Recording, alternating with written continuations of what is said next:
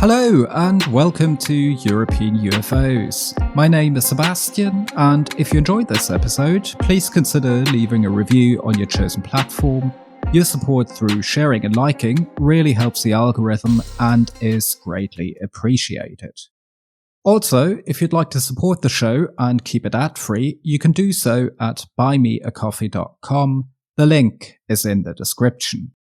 If you'd like a free transcript of this episode or any previous ones, just send an email to europeanufos@gmail.com and I'll be happy to send it over. Today's episode takes us to the Netherlands and one of the most intriguing UFO encounters in the country's history. We'll be diving into the sightings at Soesterberg Air Base, a Cold Era military installation where, in 1979, multiple military personnel witnessed an enormous silent triangular craft hovering over the base. The event remains one of the best documented UFO encounters in Dutch history, yet official explanations have been vague and unsatisfying, leaving many unanswered questions. To help us unpack this remarkable case, I'm joined by filmmaker and researcher Bram Roza, whose new documentary, The UFOs of Soesterberg, takes a deep dive into this and other extraordinary sightings in the region.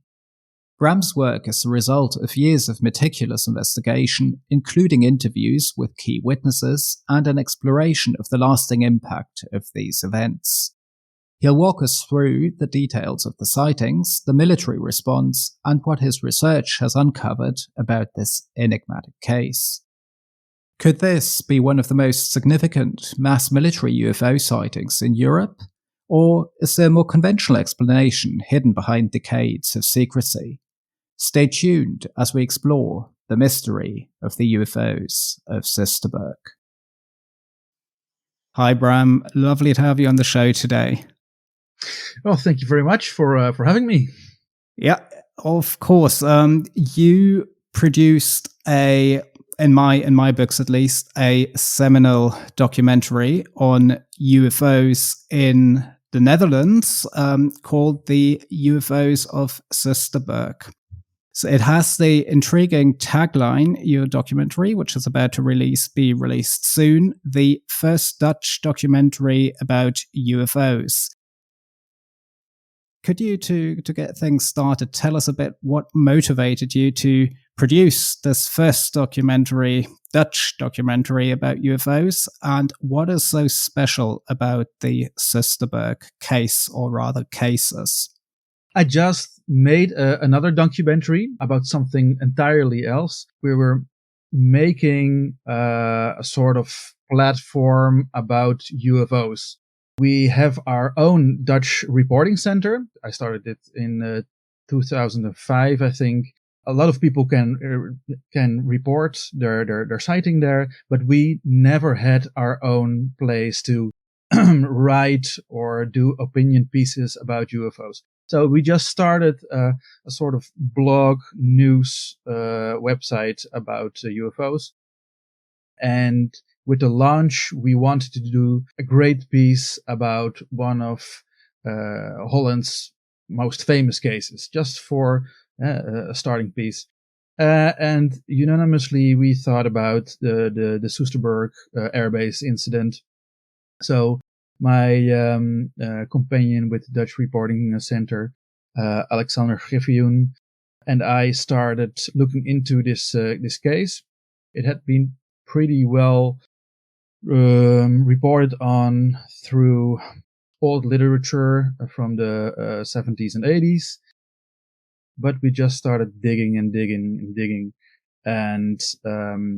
we came with a cool piece for this website, but I came across so many other encounters around a radius of about 3 kilometers around the airbase where the famous incident was.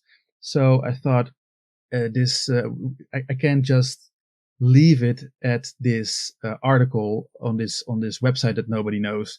I just made another documentary, and I learned so much from that. So what's the best medium to get this this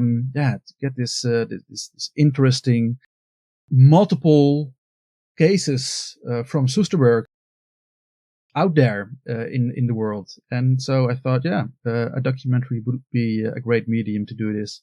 And so I started making a documentary, just from scratch, just looking up different kind of witnesses and doing boots on the ground research. That's it. Having watched the documentary, I can tell that it's very, very well produced and lots of work went into the research. What makes it so special is that you actually take the time to get those involved onto the camera and to tell their story. So this all relates to the famous case from the 3rd of February 1979. However, given that we are both UFO nerds, could you perhaps give our audience an overview of what happened on that day at Soesterberg? Because I think it is one of those cases that isn't too well known outside of the Netherlands, perhaps. True, and it should be more well known, because I skipped your question about why is it so special. It's special because it's a mass sighting, and it's a mass military sighting. So the 12 people involved, the 12 witnesses involved, are professional reporters, you could say. So about the case, it's I have to first do a little history on Soesterberg. So in 1954, the Dutch government agreed to the stationing of a U.S. Air Force fighter squadron to augment air defense. And the USAF forces operated from a part of Soesterberg Air Base, which was named Camp New Amsterdam. And in 1979, the Cold War was at its peak, and Soesterberg, as well as a bunch of other Dutch and European bases, served as the first defense line for the Americans against the Russians. So there was at all times a squadron of military police doing the rounds guarding the base. Even at night, or for our UFO incident, we should say early morning, because we're talking about 4:45 on the freezing cold morning of February 3rd, 1979, like you said. The base was quiet, and only a dozen military guards were on duty that night. And suddenly, a gigantic dark triangular vehicle appeared over the runway. It had beams of light that were so bright that you could read a book in it, and even in the middle of a dark early winter morning. So, these were very bright lights, but there were also like beams. It glided silently over the airbase and disappeared over the trees. And that was just the event for the first two military personnel that saw the thing and communicated it over their radios. So that's the first flyover, we call it. Only one other post saw the same object fly over the runway, and the other eight of the military personnel did not see it because they were inside, or trees prevented them from seeing it. And they were stationed all on another part of the base. So there were multiple stations. Then the UFO came back, and we call this the second flyover. It could be, of course, also another UFO, but we just don't know, so we just call it the second flyover. And then the other posts could see the UFO as well. So they described it as a blunt kite shape, or a triangular shape with a rectangle at the back, and 3 white lights on each end of the triangle, and a smaller red light at the back. And it even flew so low, some people thought it was at the level of street lights at the base. The event was super abrupt and unusual, so the guards were essentially petrified. So they just stood there, and after 5 minutes, the object was at the end of the airbase, and it shot into the clouds, and that was that. So, that's. And so these were basically like guards on control that night. Yeah, military police, they call it, I think. So we have a total of 12 witnesses who saw this event unfold. Yep. What happened in the military chain of command after this, incursion on shared Dutch and U.S. Military installations? Quite a serious incident. Yeah. So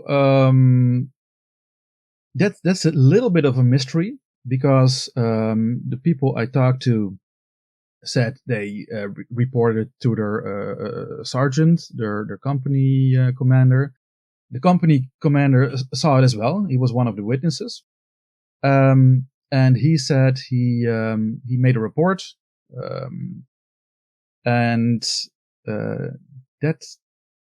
then there was an internal investigation, but we don't know anything about that investigation. Alas, we tried to do an how do you call it? A Dutch FOIA. Like a Freedom of Information Act. Yeah, exactly. It's called the WOB here. But unfortunately, the military say they can't release anything about Soesterberg at the time of the Cold War. So we just don't know how it went about that internal research. In the meantime, someone tipped off Dutch media. So the Nobovo, that's a Dutch UFO group that was very active in the 70s, asked if they could question all the witnesses. They could. Also because there was a Dutch radio station that was asking to do an item on it. So they the guy in charge of all the PR, he thought it was okay, and they just did that entire radio program with a kind of reconstruction with the witnesses all in a room, and they put on a chalkboard what they saw, and they got interviewed by the journalist from this Dutch media radio station. So when that was all over, then the official explanation by the Air Force came, because this radio interview, this media appearance on the base was essentially a few months after the incident. So the internal investigation of the military base had been done already, and they were ready to put out the verdict. And the verdict was that the official explanation was from the Air Force was a temperature inversion. So they said it was a reflection of car headlights projected into the sky as a result of a temperature change in a higher layer of air. And the soldiers were not amused. They were stunned. Because they had seen a large and above all physical object, something technological even. So now they were ridiculed by the Air Force, essentially. So that's seems to be a common theme in UFO circles. That's kind of happening. Temperature inversion is a classic one. Indeed, yeah. What I did find interesting, though, is that even though the military was kind of secretive about what happened, or at least not cooperative, the Nobovo took kind of a pivotal role in investigating the case. So how did this come about? Was there a direct... were they commissioned by the Air Force to look into the case, or did it just happen by chance that they got involved and produced the final report? Um, I think someone tipped off the media, and so this radio station got hold of it, but also some papers wrote about it, and this Nabovo was on top of everything UFO related at that time. So they so they just went full in and asked if they could do a interview with all the witnesses, and also look around the base, did some samples, and they did an entire reenactment on the base with the help of some soldiers, and they eventually wrote it all down. It's a really good, detailed a piece of work, and they published it in their magazine, ufological newspaper, and that was the basis of our article as well, because it's so detailed, and it was exactly from that period. And after 1979, and the official explanation from the Air Force came, nobody talked about it anymore. So that Nabovo investigation and publication was still the best thing we have, and that radio interview as well by a Dutch media outlet VPRO. So that combination of Nabovo's research and reconstruction by the radio personnel was really important. And there are also very interesting clippings of that broadcast in your film, in your documentary. I really enjoyed listening to those, because you can really tell the agitation and excitement on the part of the soldiers having witnessed what they saw. So that's definitely adds another layer to all of this. So the official conclusion of Nabovo was, yes, this truly is a UFO. So they interviewed witnesses, and I believe even went to the site, right, had a look around, and they were also headed, weren't they, by a scientist, by kind of the almost kind of. He reminded me a bit of the J.L. Hynek, just the Dutch version of him, more or less. So. Well, he kind of was, because he was an astronomer. He was kind of famous as well, because the Dutch Astronomy Prize for Dutch researchers that found something astronomical has its name. So he was kind of famous. But he was super skeptic. So he was the old Hynek version, rather than the one Hynek later became with UFOs. But he was open-minded. So he was part of Nabovo. So he was part of a ufological group. But he was the most skeptical of skeptics, and since his death, until his death, he always said the Soesterberg incident was the only real UFO case for me in the Netherlands. And then, more than 40 years after the incident, you and your team entered the scene and started digging. So, what did you find out, and who did you interview? Were these guys still alive? At least some of them, of the key witnesses. I think after 40 years, that's kind of justified to ask.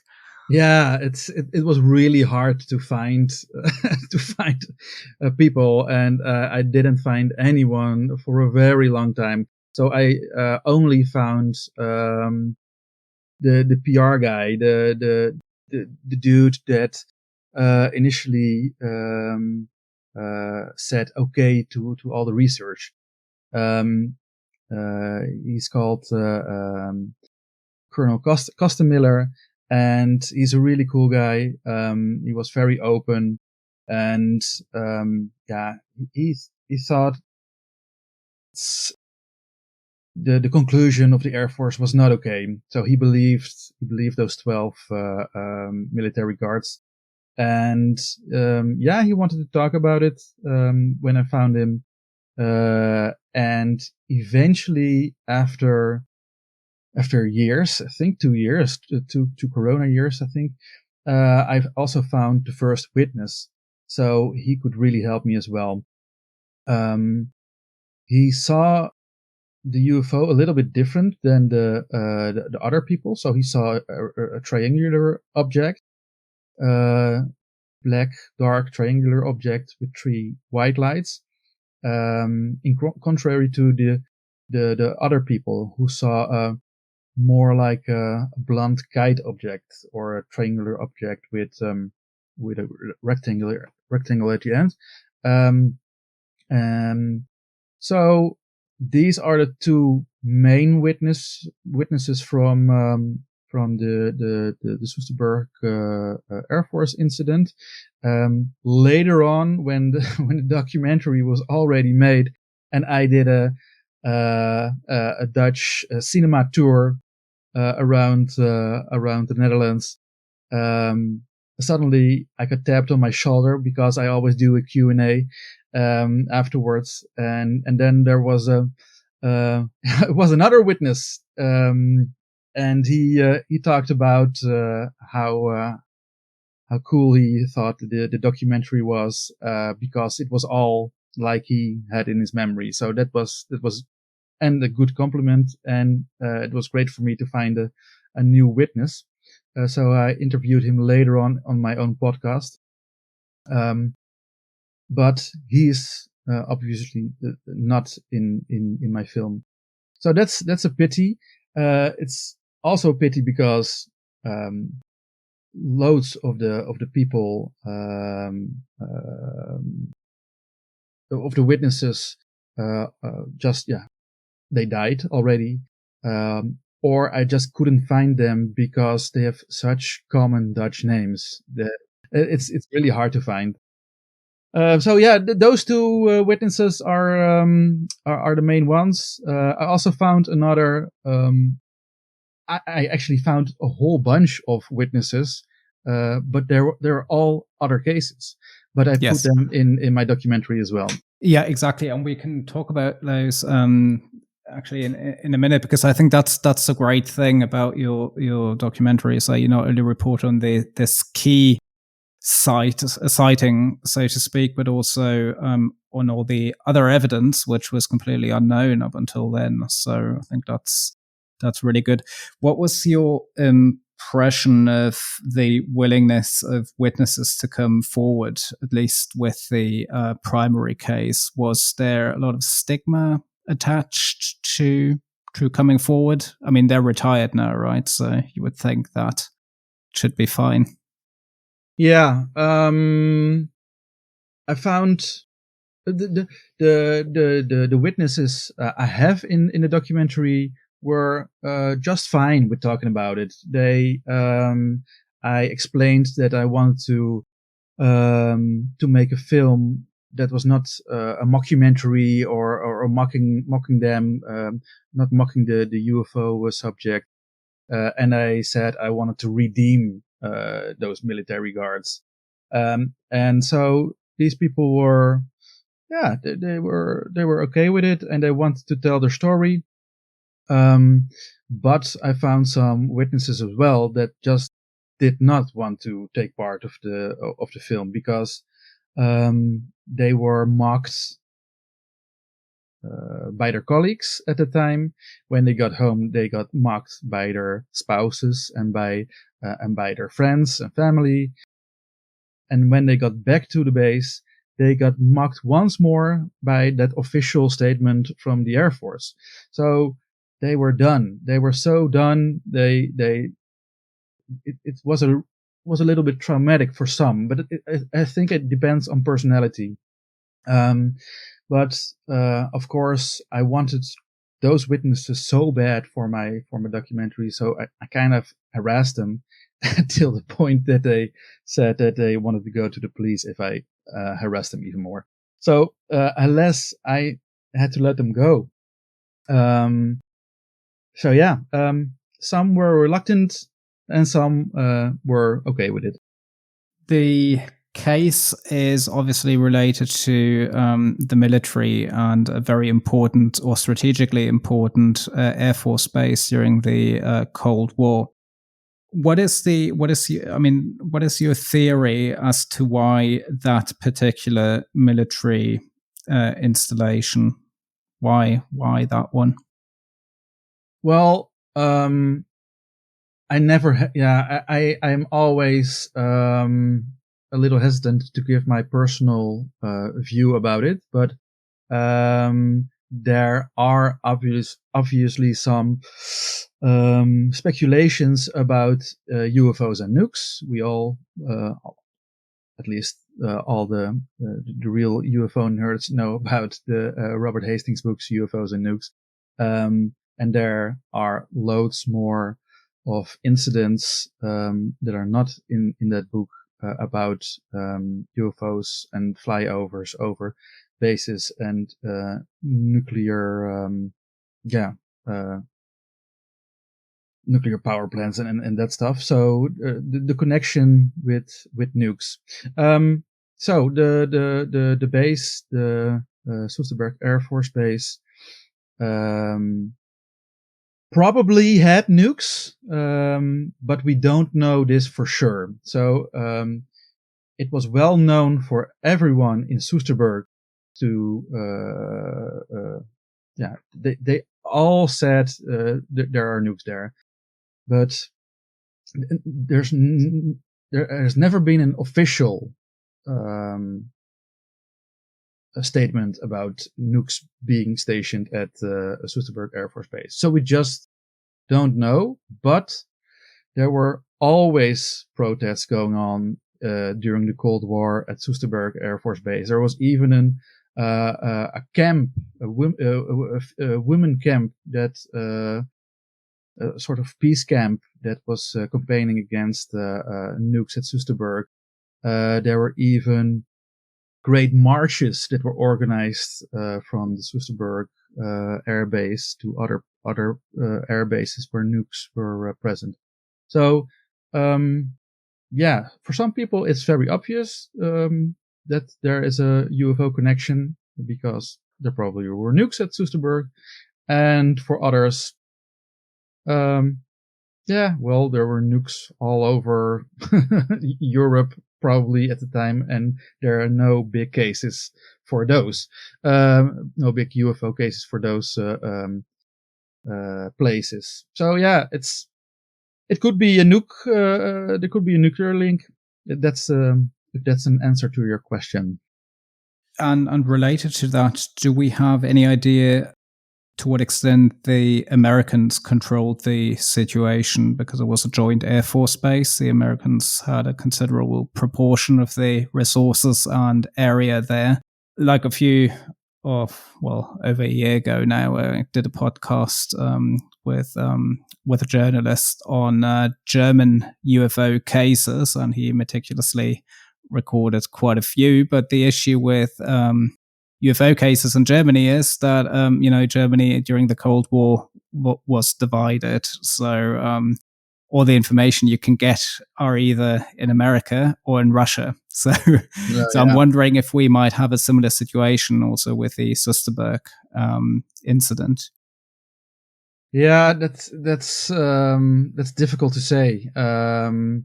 I have been trying to do a FOIA as well to the Air Force just to see if they had anything, but they constantly referred me to Ramstein Air Force Base because that was the hub for the European bases, and I never heard anything back from my correspondence to or my letter to Ramstein, but.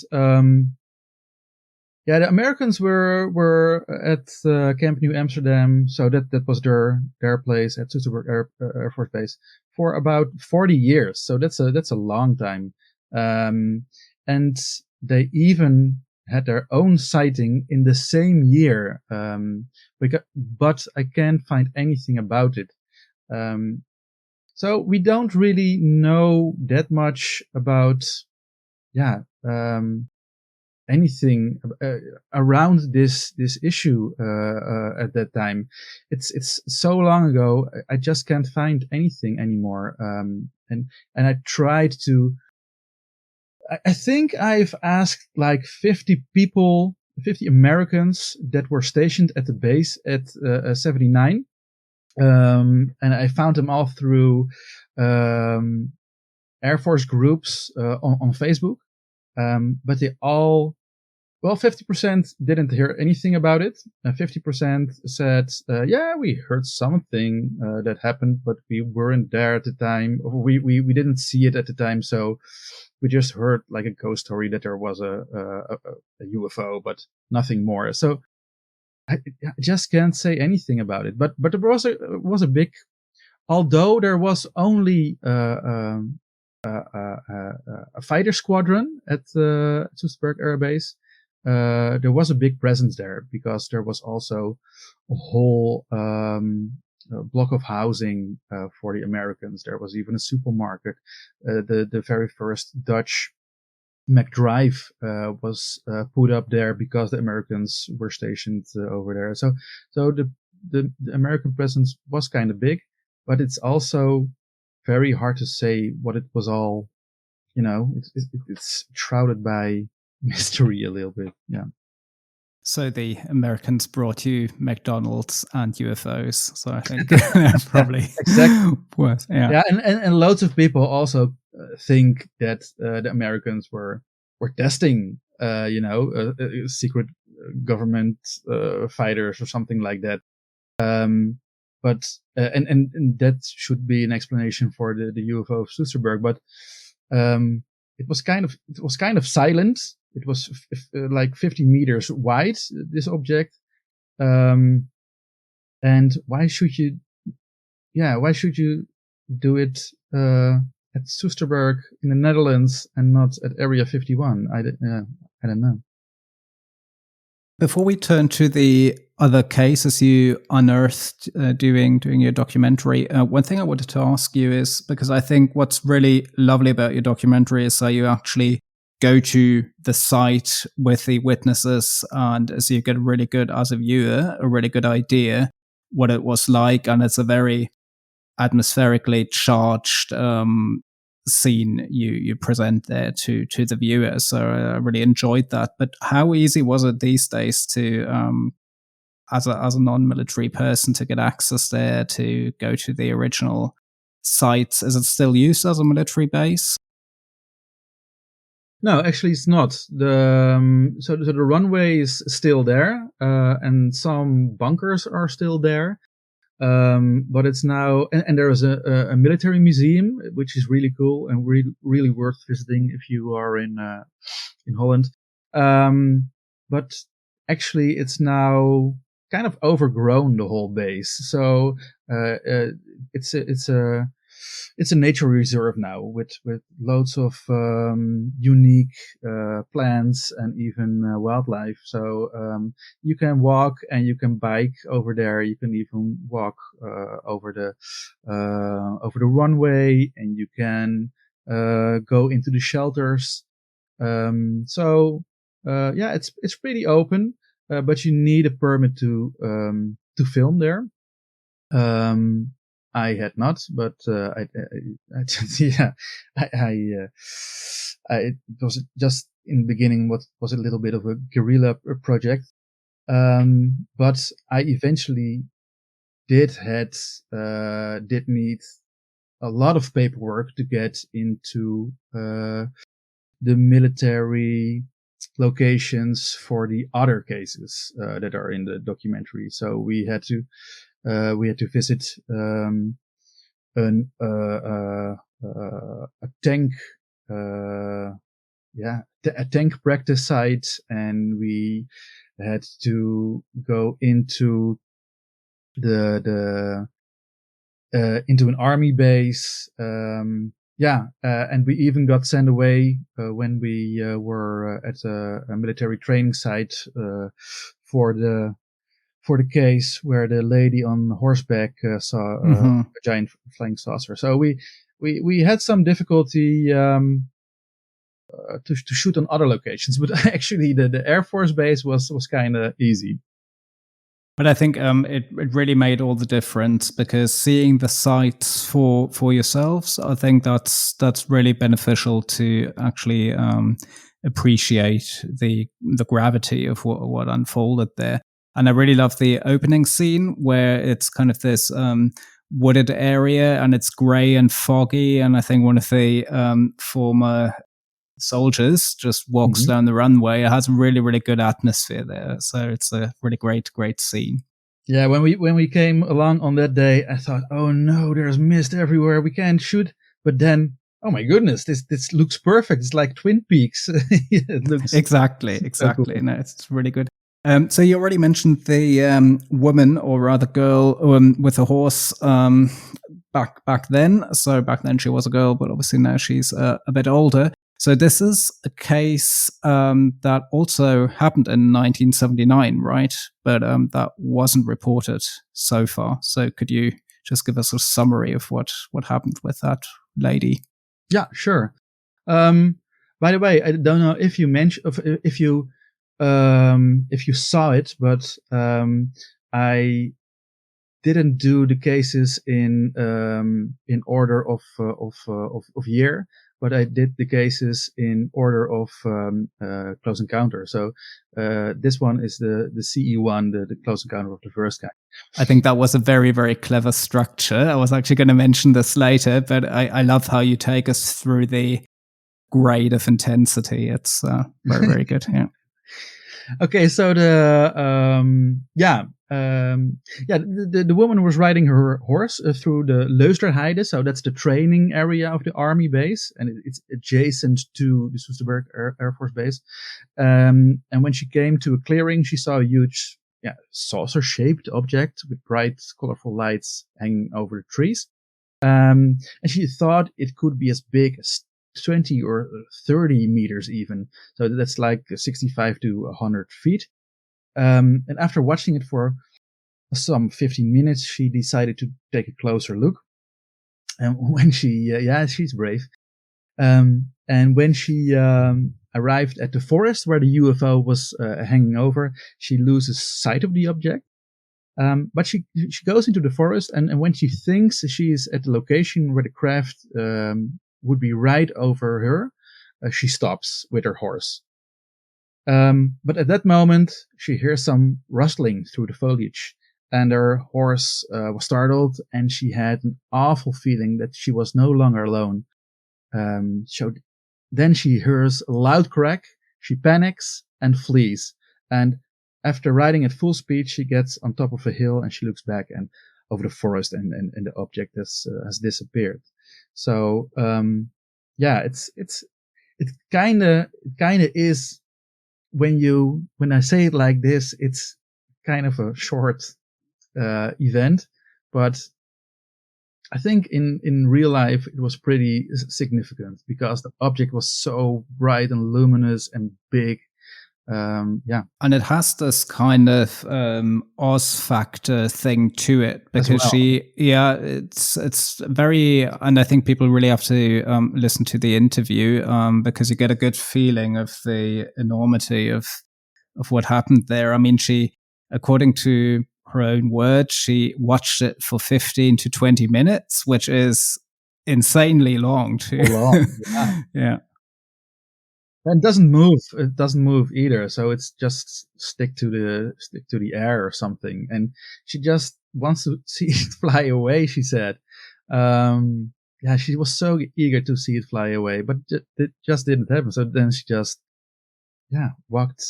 Yeah, there's this surreal atmosphere which really transpires quite well in the interview. And however, I did love the end of the interview when she reported on how she called the I think local police station, and she got quite annoyed because they told her they didn't see anything on radar within like 2 seconds or so, and she said, "Well, how do you know? You didn't? How can you check the radar in 2 seconds?" So I think that was quite funny. Very good of her as well, because how could they know? You know, exactly. So how did you come across that lady? Did she, what was that whilst doing your research on the main case, or? Oh man, it's the documentary has been so long in the making. I just don't know anymore how I got across. Maybe I think I just no, I researched Soesterberg, and there was a tiny article by Robert Salas. Bob Salas. He wrote about it in his book about UFOs and nukes. He did a book as well about UFOs and nukes. Not his latest one, that is called the Nuclear Puzzle, I think. But Yes. but his first one. In his first one, he talks a little bit, just three sentences, I think, about her case, because she thought at the time, let's well, not in the 70s, but later on, when she saw a documentary on TV or something about UFOs, or on the Soesterberg case, she thought, let's find on the internet someone who knows more about UFOs. And then she came across Robert Salas, I think. I can't quite remember the whole story, but it was. Oh, that's completely fair. I mean, you've interviewed so many people, done so much research. I mean, it's quite a challenge to keep up with all the names and piece together the individual stories behind the interviews. So well done. Thanks. So the second case in the Close Encounter Mysteries then takes us to 1991, if I'm not mistaken, right? Yeah, you're right on. Yeah. I think this was one of my favorite cases, just because I really enjoyed the witness, the report of the witness. He was this kind of down to earth guy, and pretty young, I think, at that time when he was doing the patrol there with his buddy. But just give us a brief overview of that case. Yeah, so 1991, it's still a Cold War, but now it's dominated by Operation Desert Storm in the Middle East. Anyway, the two soldiers at the Soesterberg Army Base, like you said, just a few steps away from the aforementioned air base, are doing their rounds, and it's about 3:00 in the morning, and they're just they're stopping for a cigarette break, and suddenly they see a gigantic circle of lights about it's hard to tell, but he says could be about 20 to 30 to 40, about 50 meters wide. It's just hanging in the air, and there's no real object to be seen, just a tight circle of bright colored lights rotating clockwise. And suddenly the circle starts to spin, and the individual lights they become one, and it shoots up. And when the soldiers want to continue doing their rounds, they both get thrown on the ground by a mysterious force. And both men found the incident very traumatic, as they were very ill for days after the incident. Some people think it's because of some radiation, and he himself, the witness I talked to, think it's because of shock, of traumatic shock. And I like this one as well, because you just, high strange, that thrown by the ground by a mysterious force is so high strange. I never heard that before, and you just don't make that up. Yeah, and exactly. So I just found this guy, just for some reason, I mean, it's always hard to tell, but I just found him very credible, because back then he was really young. I mean, you could tell that these were just two kids, doing their military service, and just having a smoke and then seeing something that's so beyond them that it really, caught them off guard. And then it's an amazing story, and I think it's it should be taken quite seriously. I found this one on the MUFON database, by the way. So that was that was quite a find, actually. Yeah. No, it's amazing what kind of research went into this, and then you looking at people, contacting them, and then on the off chance that they're A, still alive, and B, willing to talk to you. So yeah, that's very, very good. It also explains that. So how long did you work on the documentary overall now? I think we wrote the article. I have to check it out. The article we did in 2018, I think. So we were, I think we were already into research for a year. So let's say, Jesus, the times are flying. So 4, 5, 6, 7 years or something. Well, probably 7 years of intense work. So it's quite a long time. But we needed it as well because, you don't find all the witnesses all at once. They don't want to participate at once. So you have to massage them a little bit. Yes. And you have to trust their. They have to get to know you, and you have to visit them for multiple times through the years just to get their trust. So you need that kind of time, I think. And then there is what would probably be classified as an abduction, or at least a missing time episode, right? With that Sergeant Major. I found this case also obviously highly anomalous, but also very difficult to make sense of, because there's just this missing time element, and it just enters this realm of just complete weirdness. So could you tell us a bit about that case? Yeah, that's an earlier case. It's 1972, and it's so weird that he calls it a dream himself, because he can't explain it. I found this one in, I think, an old book, but it's also been done in the classic Flying Saucer Review magazine, which did a very good job by reconstructing it all with drawings and stuff. So that's cool. Anyway, this ex-sergeant major from the Dutch army, he wakes up. He lives in Soesterberg, and he wakes up in the night to a buzzing sound. He looks out of his window and he sees a bright light surrounding his parked car, and he immediately thinks, well, it's a fire. His car is a new car, and he jumps into it, hoping to put out the fire by driving.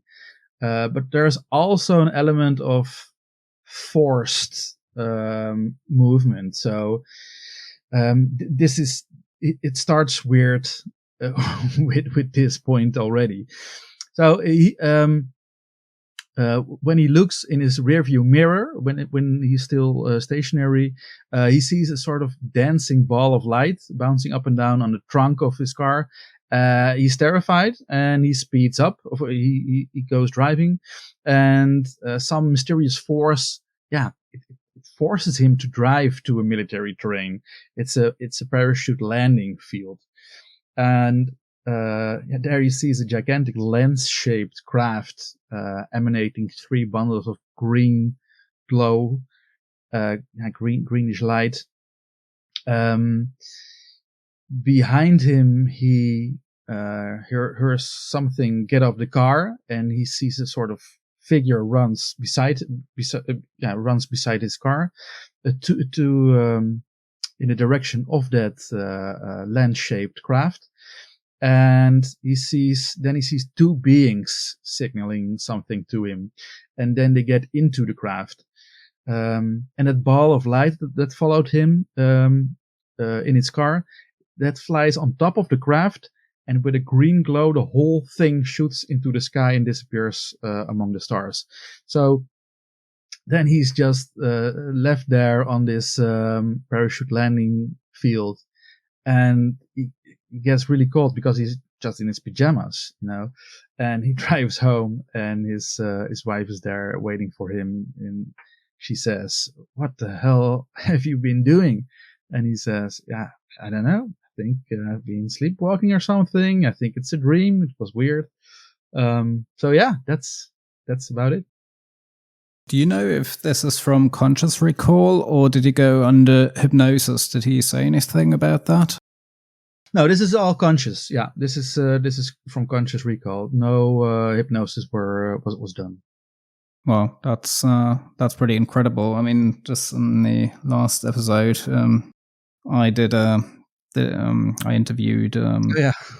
Yeah, there was an interview on the Synfretta case, and it has a lot of similarities to this particular case. Also, this kind of forced behavior, this very surreal aspect. So yeah, seems I do see the red thread in a lot of this. Yeah. Mm-hmm.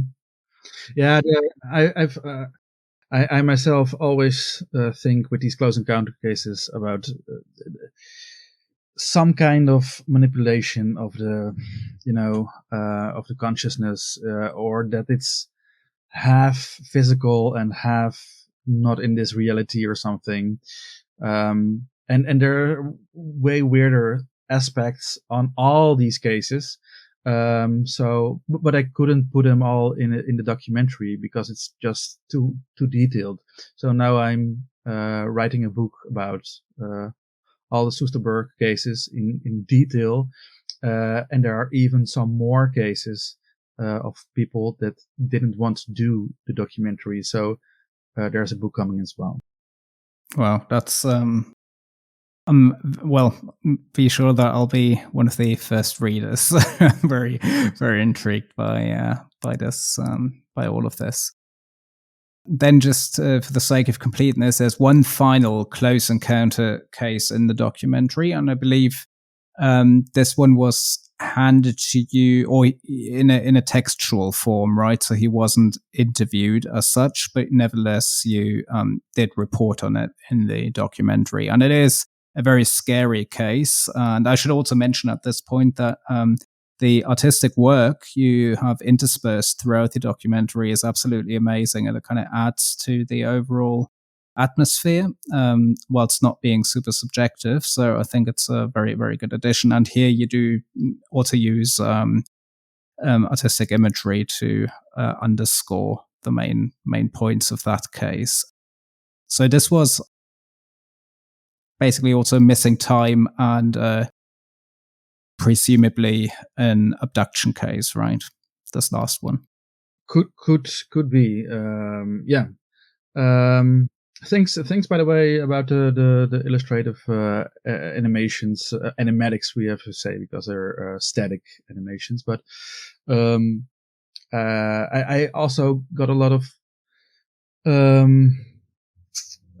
people asked me if they should do all kinds of 3D renderings of the UFOs, and I didn't want to do that because that's so very American. So I wanted to do a real European indeed. So that's why I chose for these things. So this last case is a more contemporary one. It's 2018. And we got this case through a social media platform from our UFO reporting center. We did interview this guy, but at the final stages of doing the real interview on camera, he didn't want to do it anymore. It's a story of a young adult that just moved to Zeist. That's some 3 kilometers, like 2 miles from Soesterberg. And he was exploring the surroundings and came across a forest. And in the middle of this forest is a big sandy clearing. And when he gets near this clearing, all ambient sounds go away. So again, the classic Oz factor. Yeah, and then he walks up a hill and sees there is a gigantic black oval object in the middle of the sandy plain, and it doesn't move, it doesn't do anything, it just hovers like a meter above the sand, and it looks like it's copied and pasted onto reality. He said those are his exact words.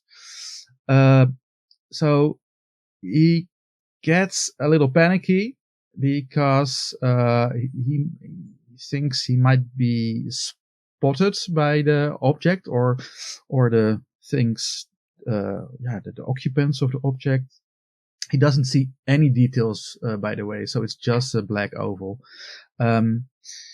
And he hides into the bushes, into the shrubbery, and then he hears a cracking of branches as if footsteps were coming his way. So a lot of similarities with Josie, the horseback riding woman. And he then runs away as quickly as he can. And when he gets home, his girlfriend tells him he has been gone for hours, while he thinks he has been on a stroll for about, I don't know, half an hour or something. So yeah, there's the missing time aspect. And his telephone, he looks up his telephone, and he sees it's riddled with missed calls. So missed calls for about 3 hours. Yeah. Yeah, that's about it. There is no other sign than the missing time for this to be an abduction, but it's a telltale thing, of course. Yeah, and I think it's just this high strangeness factor, and this what kind of stayed with me is just this. I don't know. There's something strange and uncanny about huge black shapes were seeming out of context. That did remind me of Kubrick's 2001 and the monolith. Just very bizarre for the human psyche to get used to stuff like that. So yeah, pretty uncanny case.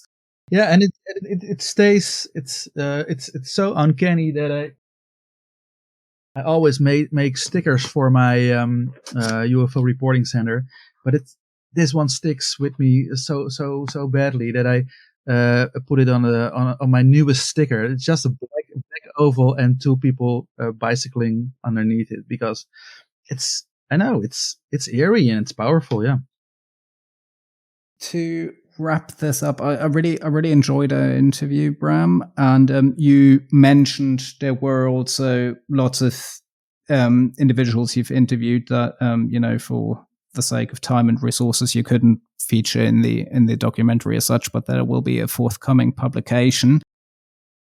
Do you think there's something about Soesterberg independent of the Air Force Base that makes this, let's say, a hot spot of some sort? Or do you think it's really just, let's go into kind of a bit of speculation here. Do you think it has to do with the Air Force Base as such? I've thought about it and speculated about it a long time, and some people even said, "Yeah, you have to check out all the ley lines that are conversing," but there's no ley line map that is the same, so it's not doable. The funny thing about Soesterberg is that it's the absolute center of Holland. So that's funny.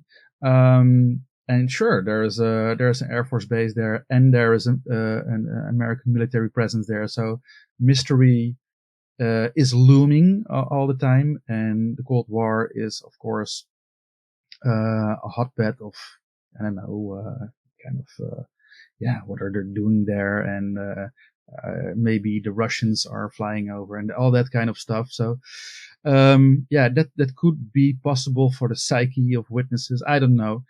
But I also think I've been doing research into the Dutch UFO cases for 20 plus years now, and I think if I will do a deep dive into, for example, Amsterdam, I'll probably come up with a similar documentary with all kinds of cool close encounter cases. And if I will do a piece, a deep dive research in another province or in the Netherlands, I will come across interesting cases as well in a small vicinity.